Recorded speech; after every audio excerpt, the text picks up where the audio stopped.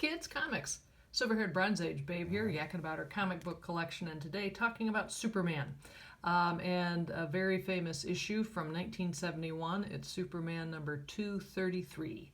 The cover is an iconic cover by Neil Adams, and it supposedly marked the beginning of a new Superman, and the newness was that they decided that to start 1971 they would change Superman up so that kryptonite was no longer the killer app that it was for Kal. So through an experiment gone crazy, he is almost blown to bits, but not, and he is now completely immune to kryptonite. So it matters not at all to him. And my favorite part of this book has always been these panels where he's proving it, that he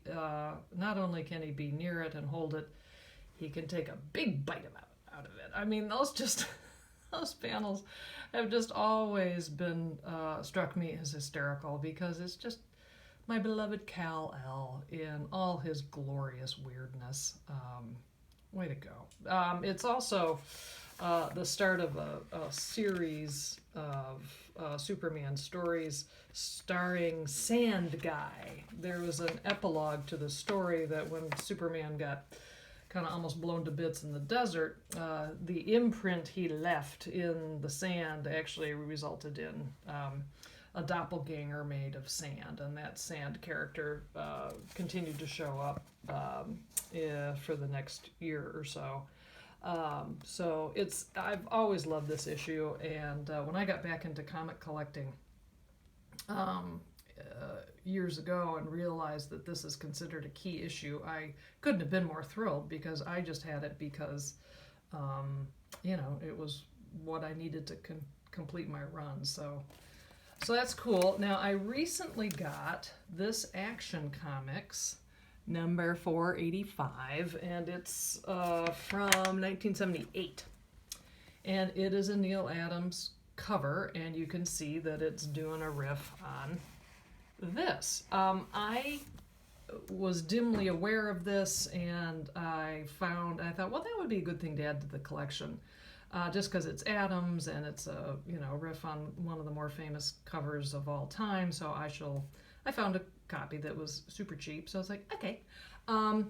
It never occurred to me that what they were doing was actually presenting the classic story that was in this book, albeit with a different prologue, and they don't bother with the Sand Guy epilogue. But I don't know, I guess that's okay. It just wasn't what I was expecting. So it's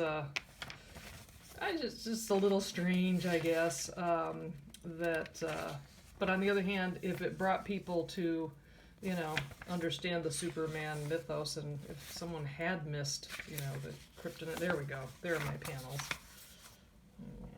See? There they are, all again. So, anyway, so there are two, famous Superman books from the 70s. I'm glad I have both of them. Well, thanks so much for stopping by. I'll see you next time.